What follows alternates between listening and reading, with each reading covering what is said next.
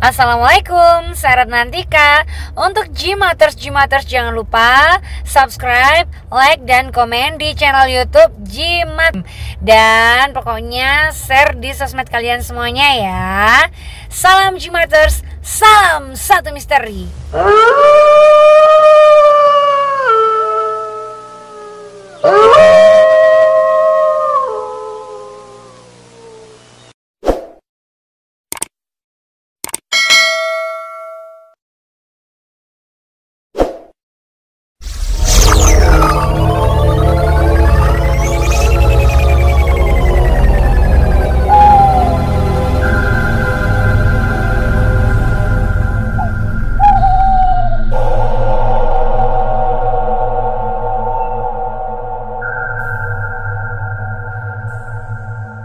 Kembali tim Jimat punya cerita dengan judul Geteh Pengarep Sang Pemutus Rogoh Nyawa dalam episode Cerangkong.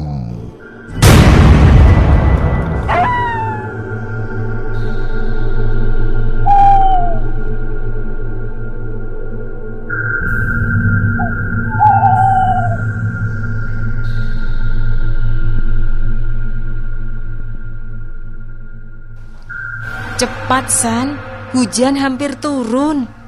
Seru sesosok perempuan 45-an bertapih kain jarik dengan setelan kebaya hitam. Nampak ayu dan anggun dengan sanggulan rambut berkonde. "Iya, Bu," saut lelaki muda yang mempercepat langkahnya setelah tangannya mengambil dan menenteng 3 bungkus kantong hitam dari dalam mobilnya. Sang lelaki muda berkemeja hitam lengan panjang kembali memelankan langkahnya. Kala ia sudah bisa menyusul sosok wanita dengan wangi kasturi menyejukkan. Keduanya kini berjalan beriringan menyusuri jalanan setapak yang diapit 2 sungai kecil sebagai sarana pengairan sawah-sawah milik penduduk yang menghampar seluas mata memandang. Hawa sejuk seketika terserap dalam tubuh keduanya saat langkah mereka memasuki sebuah gapura terbuat dari bambu tanpa tulisan. Sejenak sang pemuda tertegun ketika wanita di depannya berhenti dan memejamkan matanya seraya menunduk di depan 3 buah gundukan susunan batu-batu yang sudah berlumut. "Sanjaya, ucapkan salam pada eyang-eyangmu," tegur sang wanita ayu saat melihat lelaki muda yang tak lain Sanjaya hanya terdiam di belakangnya. "Baik, Bu," saut Sanjaya seraya memejamkan matanya. Namun dari gerakan bibirnya, ucapan salam yang dilakukan Sanjaya terlihat berbeda dengan sang ibu. Setelah selesai, Sanjaya mengedarkan pandangannya menatapi satu persatu 3 buah gundukan batu dengan salah satu diantaranya paling tinggi dan memanjang. Terlihat aneh saat ibunya membakar masing-masing 3 dupa dan menancapkan pada tiap-tiap pangkal gundukan dengan sebuah nisan sedikit meninggi. Bukan karena aroma dupa yang menyengat, melainkan asap dupa yang menyebar seolah membentuk sebuah bayang-bayang seperti tengah menatapi dirinya. "Bawa sini bunganya." Sedikit kaget Sanjaya saat ibunya meminta 3 kantong hitam yang ternyata berisi bunga 3 warna. Sanjaya semakin terpekur setelah menyerahkan bungkusan berisi bunga yang kemudian ditaburkan oleh ibunya. Tak ada yang menarik bagi Sanjaya kecuali kesan seram dari bangunan beratapkan genteng yang tampak tak terurus. Mulai dari tiang-tiang penyangga yang mulai rapuh hingga rumput yang lumayan tinggi mengitari luar bangunan. Sejenak Sanjaya terdiam. Batinnya tiba-tiba saja tercekat, manakala wangi dupa yang tercium semenjak dibakar ibunya mendadak bercampur bau aneh. Sanjaya kemudian mengedarkan pandangannya mengelilingi sekitaran tempat makam leluhurnya. Namun hanya hembusan angin dingin dan sosok ibunya yang tengah duduk bersimpuh menghadap 3 makam yang ia lihat. Sanjaya semakin merasa hawa di sekitar tempat itu terasa begitu lembab dan dingin. Saat gelombang angin riuh masuk dengan membawa bau aneh, mengalahkan bau wangi kembang dan duba yang awal menyebar. Sampai beberapa saat kemudian, Sanjaya yang masih berdiri di belakang ibunya tersurut mundur, mendapati satu sosok lelaki bertelanjang dada tengah berdiri di luar bangunan sedang menatapnya. Wajahnya pucat, tatapannya sendu dan kosong, menimbulkan rasa iba dalam jiwa Sanjaya sebelum berubah menjadi rasa takut. Ketika melihat sebuah luka menganga di bagian dada sebelah kirinya. Jangan hiraukan sosok itu. Terjingkat Sanjaya mendengar sentakan ibunya, yang tiba-tiba sudah berdiri dan menarik lengannya keluar dengan buru-buru. Sanjaya yang terkejut terpaksa menuruti langkah ibunya meski batinnya menolak. Apalagi dirinya menangkap wajah tegang ibunya, seolah tahu dan ikut melihat sosok lelaki dengan bulatan hitam di kedua matanya yang masih Sanjaya lihat tetap berdiri dan memandangi dirinya saat masih terus dalam seretan. "Tunggu, Bu," seru Sanjaya menghentikan langkah ibunya. Setelah berjalan cukup jauh dalam seretan, sampai tak terlihat lagi bangunan makam beserta sosok lelaki yang membuatnya penasaran. "Ada apa dengan ibu?" tanya Sanjaya yang sedikit memelankan suaranya. "Ibu tidak apa-apa, cuma takut kehujanan," jawab ibunya sambil mendongakkan wajah ayunya yang memang saat itu langit sudah gelap tertutupi awan-awan hitam. "Tidak, ibu berbohong. Ibu melihat sosok tadi kan? Dan kenapa ibu sepertinya ketakutan sekali?"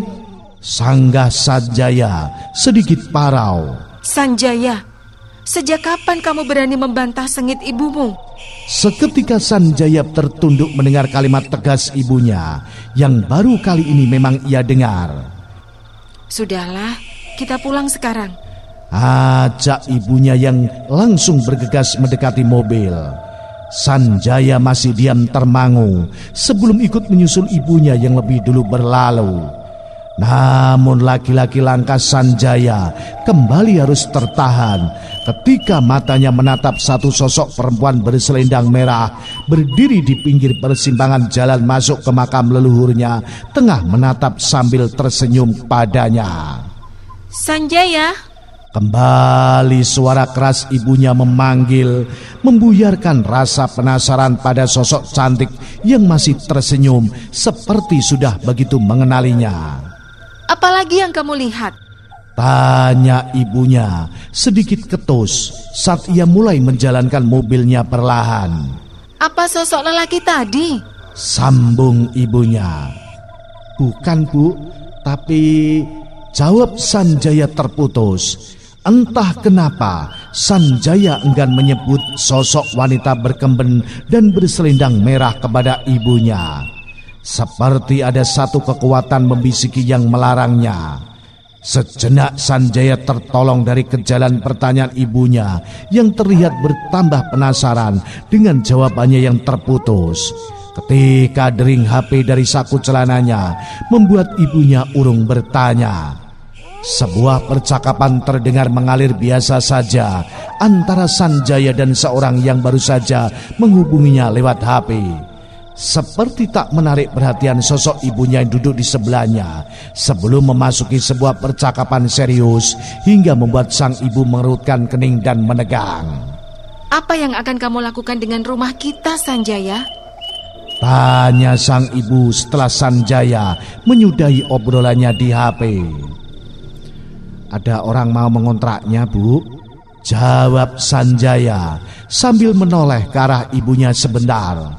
Namun raut wajah ibu dari Sanjaya yang tak lain adalah Wuri menyiratkan rasa khawatir penuh kecemasan mendengar penuturan anaknya panjang lebar tentang rumah yang sudah terjadi kesepakatan dikontrakkan. Beberapa kali dirinya memberi suatu alasan agar membatalkan, tapi nampaknya Sanjaya juga bersikukuh dengan alasan sudah terlanjur bersepakat. Wori yang baru saja dilanda gelisah dengan kemunculan sesosok lelaki sama persis dengan satu sosok yang puluhan tahun sudah binasa dan lenyap, kini harus kembali dihadapkan dengan kecemasan tentang rumah peninggalan orang tuanya yang ia tahu masih dinaungi satu kekuatan hitam Balak Projo dari tertanamnya lemah Ireng Jolosuto. Apalagi saat terakhir Laswati dan Mayang, yaitu salah satu eyangnya, sempat celaka ketika nekat ingin menghancurkan kekuatan hitam itu oleh salah satu makhluk yang bercokol dan sudah menjadikan jenggolo di rumah itu.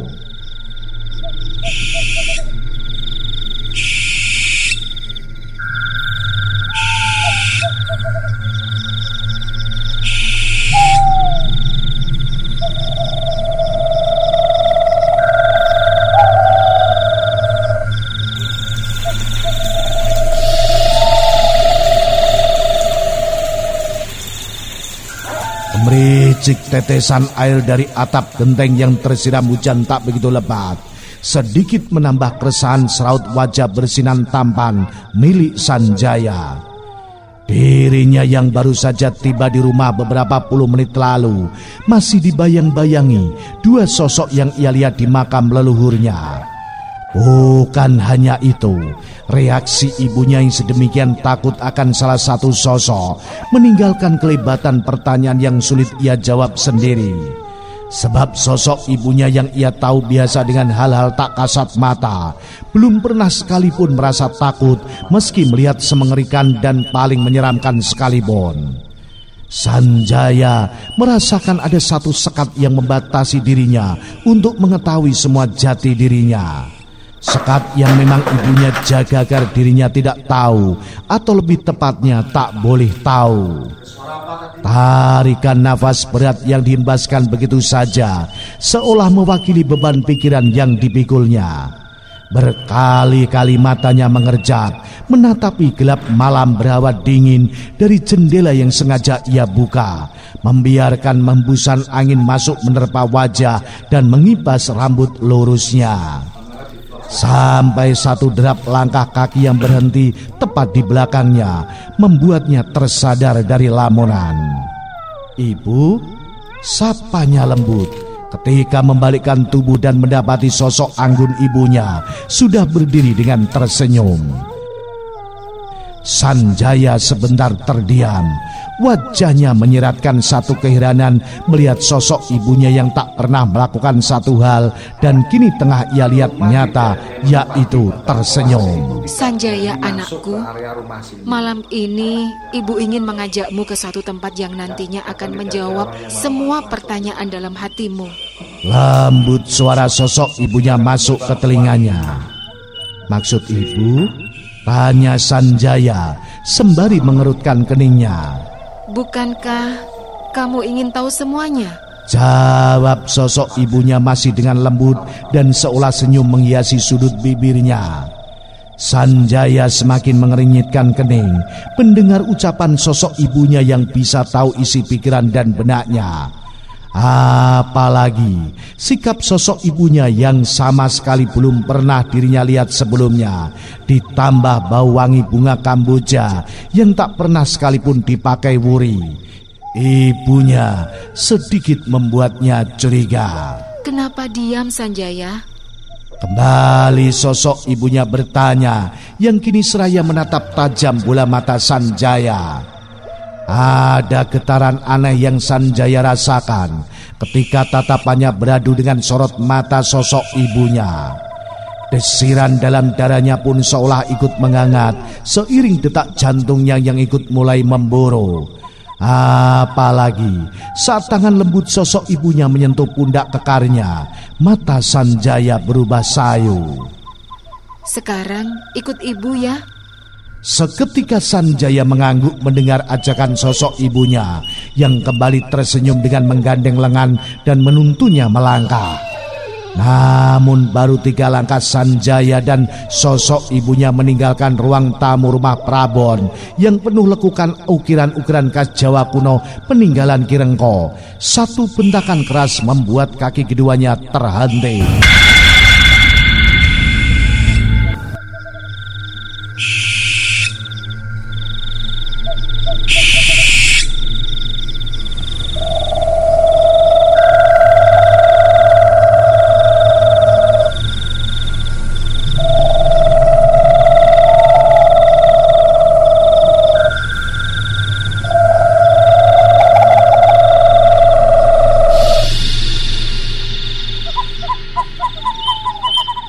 Berhenti dan lepaskan. Kembali suara bendakan keras dari arah belakang terdengar, memaksa keduanya membalikkan badan. Belum sempat keduanya melihat jelas siapa pemilik suara lantang, saat baru membalikkan badan, tiba-tiba sapuan angin panas menghantam tubuh mereka.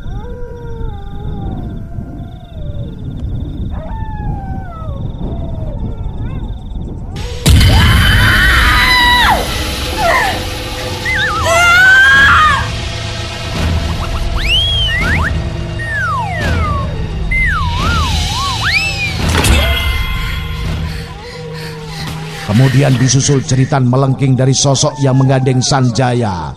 Setelah terpisah dan terpental ke belakang menghantam dinding papan.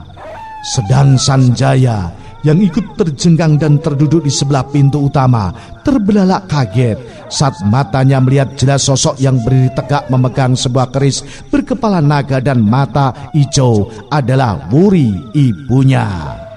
Ibu, gumamnya lirih. Sejenak perasaan bingung menggurat pada wajah Sanjaya. Namun sesaat kemudian terjawab kala satu sosok yang sempat menggandengnya berdiri dan menyeringai. Kini bukan lagi sosok ayunan anggun menyerupai ibunya yang terlihat di matanya, melainkan sesosok perempuan berambut acak-acakan, bergaun putih panjang dengan 2 bola mata putih rata. Sanjaya yang terkejut melihat sosok itu spontan melompat ke arah ibunya. Wajahnya semakin memucat mendengar tawa kiki dan sosok berbau amis yang sedikit mulai mendekat. Berbeda dengan ibunya, meski wajahnya tegang tapi tak terlihat sedikit pun rasa takut. Bahkan bibirnya masih sempat menyunggingkan senyum sinis pada sosok yang dulu pernah dilihatnya, Laweyan Lenggan. Sedikit terkejut sosok perempuan berwajah pucat lemir setelah menatap lekat-lekat dengan bola mata putihnya keris yang masih terhunus di tangan Wuri. Siapa lagi yang menyuruhmu mengganggu anakku? Tanya Wuri tegas. Tak ada sautan. Sosok itu hanya terdiam sembari terus menatapi keris teracung padanya, seperti menyadari jika keris yang dipegang Wuri bukan sebuah keris biasa dan main-main. Rupanya kamu sudah menjadi terakhir Laweyan Lenggan. Pantas matamu tak bisa dikelabuhi. Tapi aku tak akan menyerah begitu saja. Aku akan tetap membawa geteh pengarep yang sudah puluhan tahun aku menunggunya. Saut sosok itu begitu mengenali siapa Wuri sebenarnya. Silakan kalau mampu. Jawab Wuri sengit. Wuri yang tahu dengan siapa dirinya tengah berhadapan tak ingin kecolongan.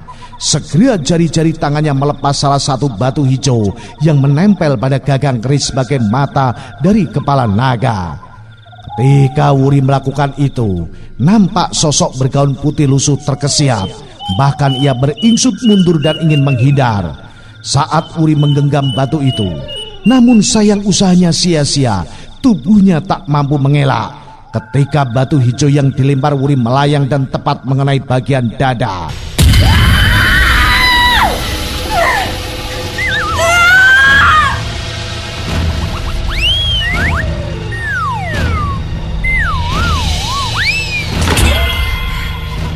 Jeritan melengking seketika kembali terdengar dan lebih menyayat dari sosok bergaun putih yang terkapar dengan dada mengempulkan asap-asap hitam tipis. Mulutnya merintih dan terkadang mengerang.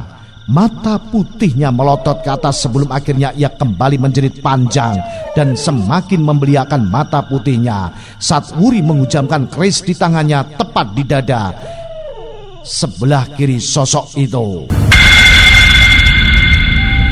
Bau gosong menyengat sebentar merebak, mengiringi lenyapnya sosok bergaun putih yang meninggalkan bekas hitam di lantai. Wuri sejenak terdiam sambil menyeka keringat di wajahnya yang terlihat selalu kelelahan setiap ia menggunakan keris simbol turun-temurun Trah Rengko. "Ibu, maafkan Sanjaya, Ibu," ucap Sanjaya disertai isakan saat bersimpuh di kaki Wuri. Wuri yang saat itu juga merasakan panas di kedua matanya menengadahkan wajahnya. Bayangan-bayangan kejadian puluhan tahun silam yang sangat ia sesalkan seakan ikut berkejaran dengan air mata yang sudah mengalir di pipi.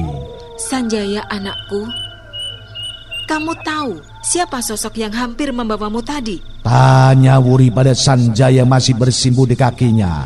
"Dia salah satu dari puluhan bahkan ratusan makhluk yang menginginkan darahmu."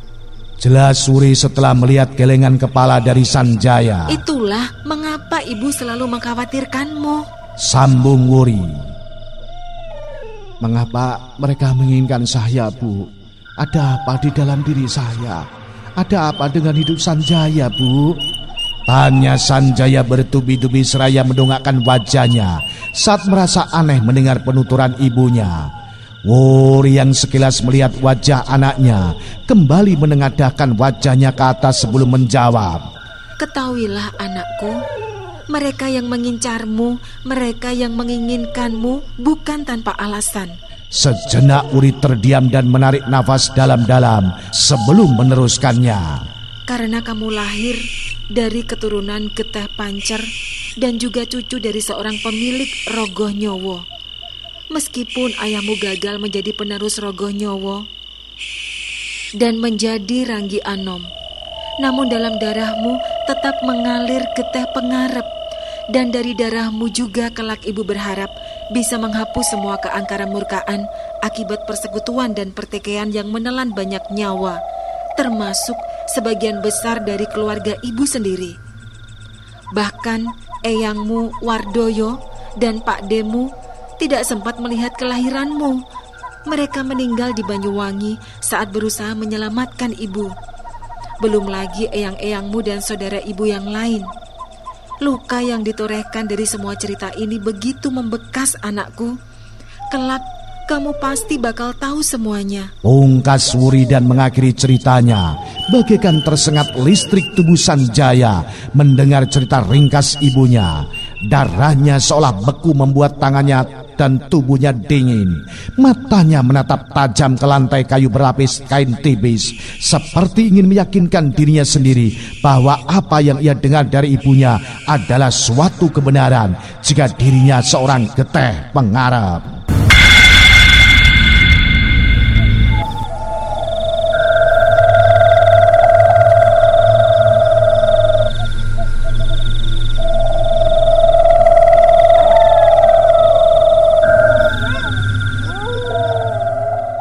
Semoga mereka mengurungkan.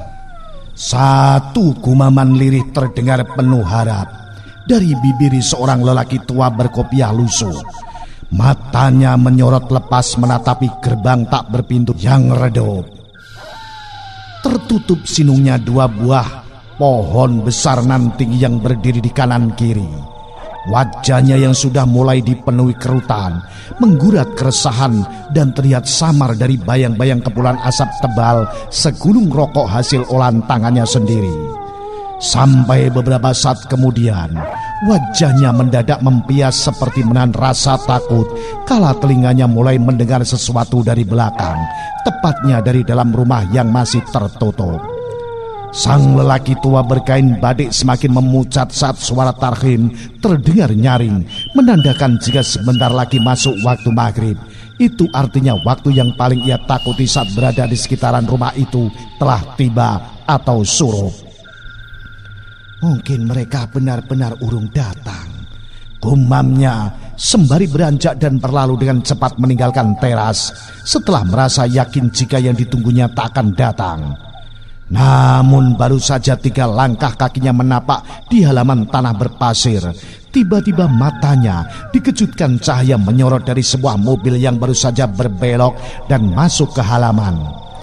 3 orang lelaki yang berada di dalam mobil segera beranjak turun dan mendekati laki tua yang berdiri terpaku. "Jenengan Mbah Toha?" tanya salah satu dari 3 lelaki muda berkemeja kotak-kotak sambil menenteng tas hitam. "Nggih, Pak," jawab lelaki tua yang mengiyakan namanya disebut Mbah Toha. "Oh, saya Pandi dan ini rekan-rekan kerja saya Wasis dan Tanto," ucap laki-laki muda yang memperkenalkan diri dan kedua temannya sambil mengulurkan tangan. Mbah Toha langsung menyambut uluran tangan ketiga lelaki muda yang sebenarnya ia sudah tahu akan kedatangan dan tujuannya. Nampak seulas senyum yang dipaksa keluar dari bibir tua Mbah Toha saat berbasa-basi sejenak sebelum mengantarkan ketiga lelaki itu memasuki rumah yang sama sekali belum pernah dimasukinya saat malam, meski sudah hampir 10 tahun ia menjaga dan merawatnya. "Wow, rumah lawas yang nyaman sepertinya." Satu kekaguman terlontar dari laki muda yang memperkenalkan diri Wasis ketika lampu-lampu menyala terang memperjelas isi rumah yang masih banyak menampilkan ciri khas Jawa. Tak jauh beda dengan Wasis, Pandi dan Tanto juga terkesima melihat semua ornamen yang masih utuh kental dengan kejawen yang tak mereka mengerti sejarahnya. Berbeda dengan Mbah Toha, kecemasan seketika menyusup di benak melihat ketiga lelaki yang akan mulai menempati rumah lawas malam itu juga atau mengontraknya memperlihatkan tingkah takjub yang sembrono. "Apa Mbah Toha yang membersihkan semuanya?" tanya Pandi seketika sedikit mengagetkan Mbah Toha. Iya Pak," tergugup Mbah Toha. Tapi bukan karena pertanyaan Pandi tampaknya Mbah Toha tergugup, melainkan satu tiupan lembut yang menyapu lehernya. "Mbah Toha kenapa?" tanya Tanto seperti menyadari kecemasan Mbah Toha. "Tidak ada apa-apa, Pak. Saya hanya ada tanggungan di rumah. Jadi kalau sudah tidak ada yang diperlukan lagi, saya mohon pamit," jawab Mbah Toha pamit setelah memberi alasan. Meski agak sedikit ragu, ketiganya mempersilahkan Mbah Toha pulang. Tanto yang menangkap hal aneh dari sikap Mbah Toha sejenak tertegun. Ia merasa jika Mbah Toha menyembunyikan sesuatu dari kecemasan yang terlihat olehnya di raut wajah tua Mbah Toha. "Kita tidurnya kamar sendiri-sendiri apa gimana nih?" tanya Wasis yang masih antusias dengan segala kenyamanan dalam rumah itu setelah kepergian Mbah Toha. "Terserah kalian saja," jawab Pandi sambil merogoh saku celananya. "Saya mau ngabarin Mas Sanjaya dulu kalau kita sudah menempati rumahnya mulai malam ini ya," sambung Pandi berlalu ke depan. Sepeninggal Pandi, Wasis melangkah mendekat ke salah satu kamar paling depan, sedang Tanto masih tampak berdiri tertegun dengan pandangan mengarah ke belakang. Entah apa yang mendorongnya saat perlahan kakinya melangkah menuju ruangan belakang. Melewati lorong tanpa sekat yang menghubungkan ruang keluarga dan dapur serta 3 kamar. Tak ada apapun yang ia lihat kecuali barang-barang yang sudah dibersihkan Mbah Toha dan perabotan baru pesanan mereka.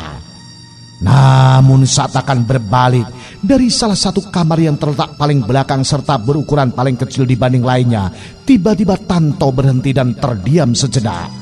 Wajahnya menciu dengan kening berkerut ketika sayup-sayup telinganya mendengar suara wanita tengah melantunkan sebuah tembang dari dalam kamar itu. Merasa kurang yakin dengan pendengarannya, Tanto melangkah pelan mendekati pintu kamar. Hening yang dirasa Tanto ketika ia menempelkan telinga kanannya pada daun pintu membuatnya sedikit lega dan merasa jika hanya perasaannya saja yang berhalu. Tapi baru saja selangkah saja Tanto menjauh dari pintu, lagi-lagi suara lirih wanita lain sinden kembali terdengar oleh telinga Tanto. Bahkan tak hanya itu, tubuh Tanto seketika merinding ketika suara tembang dengan syair menyayat dibarengi bau harum kembang melati yang lembut tercium hidungnya. Tanto yang mulai tersusupi rasa takut dengan jantung berdebar cepat-cepat meninggalkan tempat itu. Kelegaan sejenak tersirat di wajah Tanto setelah sampai di ruang tamu dan melihat Pandi tengah duduk di sofa. Meski jantungnya masih berdegup kencang, tapi setidaknya kini timbul sedikit keberanian dengan adanya Fandi. Namun perasaan itu bertahan sejenak, berawal dari kecurigaan Tanto saat suara sapaannya tak dijawab sama sekali oleh Fandi, menimbulkan segudang tanda tanya. Apalagi ketika Fandi bangkit, sekilas mata Tanto melihat wajah Fandi yang pucat pasi, ditambah bau wangi Kamboja semerbak keluar dari tubuh Fandi yang berlalu seketika membuat merinding Tanto. Aneh, gumam Tanto lirih. Tanto yang kini terduduk sendiri di sofa tamu tertegun memikirkan sikap Fandi yang berlalu ke belakang dengan diam membisu. Ingin rasanya ia menceritakan terlebih dahulu kejadian yang dirinya alami di belakang, tepatnya di kamar paling ujung, di mana ia mendengar kidung tembang menyayat dari suara seorang perempuan dari dalam kamar itu. Tapi sayang Fandi sudah keburu berlalu dengan kebisuannya. Hampir setengah jam Tanto menanti kembalinya Fandi, namun yang ditunggunya tak juga muncul. Rasa heran dan gelisah mulai menggelayut dalam benak Tanto saat semilir angin malam masuk melalui celah-celah atas jendela berhawa lembab.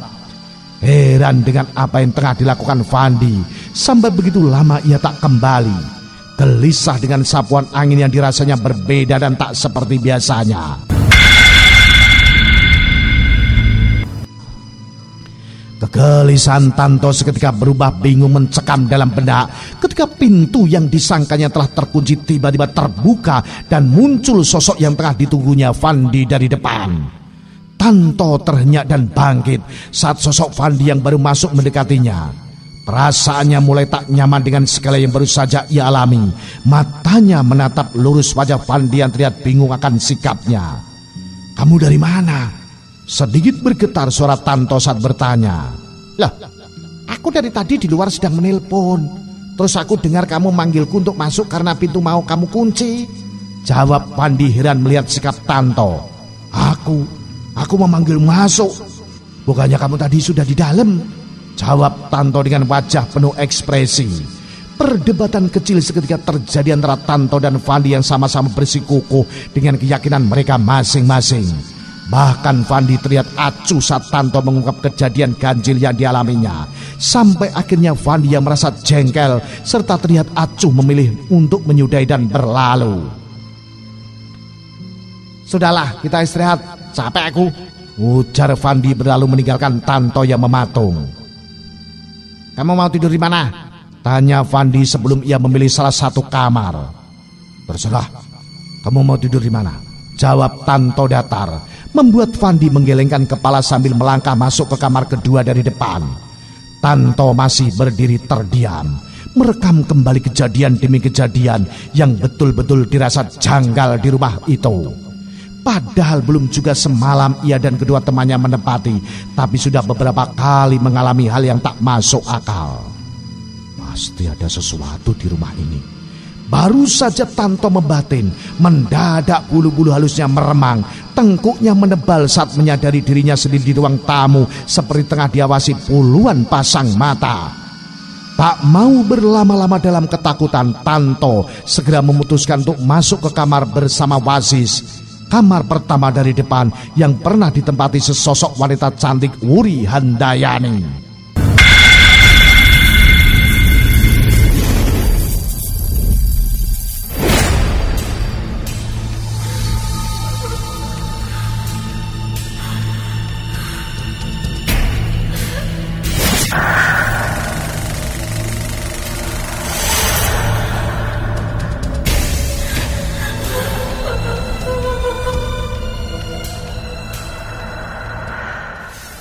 Berbeda dengan Fandi yang memilih tidur sendiri di kamar kedua. Meski terlihat bersih dan rapi, namun ada rasa tak nyaman menyusup benaknya ketika ia merebahkan tubuhnya di ranjang empuk bertilam kain putih dan halus. Bukan hanya hawa lembab yang membuatnya tak nyaman, tapi juga isi dalam kamar. Fandi merasa jika kamar yang ia tempati sedikit menyeramkan, mulai dari pencahayaan yang remang, bentuk ranjang dan segala ornamen kesemuanya dari kayu berukir Jawa kuno membuatnya seperti tengah berada di alam jauh. Malam sudah berambat jauh. Kesunyian sudah melelapkan sebagian hamba-hamba di bumi. Namun bagi Fandi, malam pertama di rumah itu yang ia kontrak selama urusan kerja bersama kedua temannya terasa begitu panjang, penuh kejanggalan. Ia yang awal menampik anggapan Tanto, sedikit demi sedikit mulai membenarkan dan merasakannya sendiri. Berawal dari telinganya mendengar suara pintu depan terbuka dan tertutup berulang-ulang seolah tengah untuk mainan.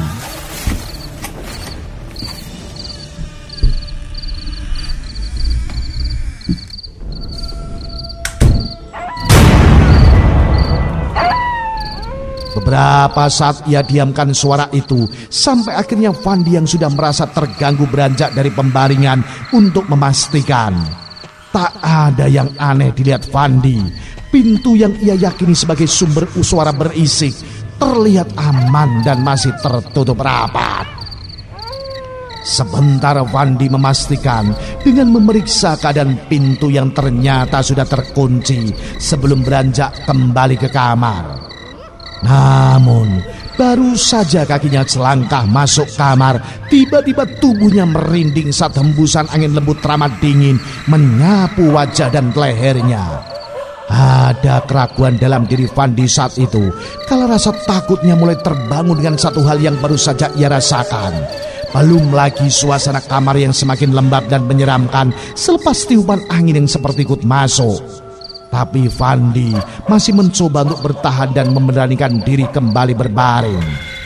Mata Fandi mulai mengerjap setelah beberapa kali mulutnya menguap, menandakan rasa kantuknya sudah menyerang.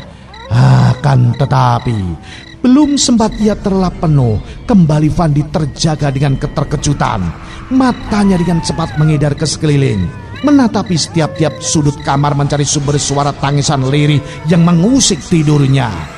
Untuk beberapa saat Fandi terdiam, seperti tengah memastikan kesadarannya, sampai akhirnya wajah Fandi berubah memucat ketika dirinya benar-benar memastikan jika nyata mendengar suara tangisan meratap seorang wanita. Suara tangisan yang kadang diiringi rintihan, kini Fandi bisa pastikan berasal dari kamar sebelah, sebuah kamar yang berukuran paling kecil dibanding kamar lainnya, dan sempat disinggung oleh Tanto saat debat dengannya. Namun baru sekarang Fandi percaya jika ada kejanggalan di kamar itu. Fandi mulai ketakutan saat suara tangisan dan rintihan sebentar kemudian berubah suara jeritan menyayat berkali-kali.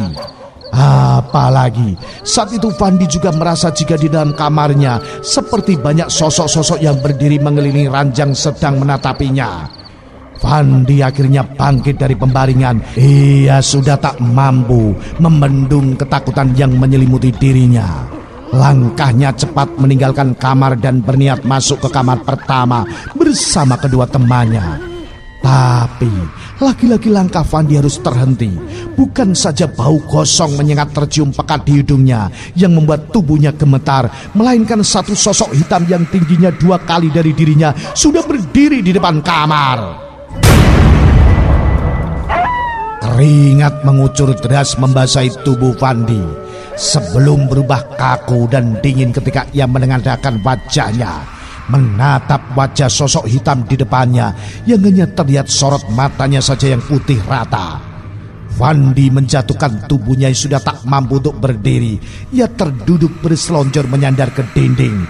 Nafasnya tersengal dengan mata mulai sayu dan mengerjap perlahan sebelum semua terlihat gelap serta hitam, sehitam sosok di depannya. Nah, bagaimanakah kisah selanjutnya? Apa yang akan terjadi? Ikuti terus cerita misteri Geteh Pengarep Sang Pemutus Rogo Nyawa episode Jerangkong. Salam Jimatres, salam satu misteri. Au.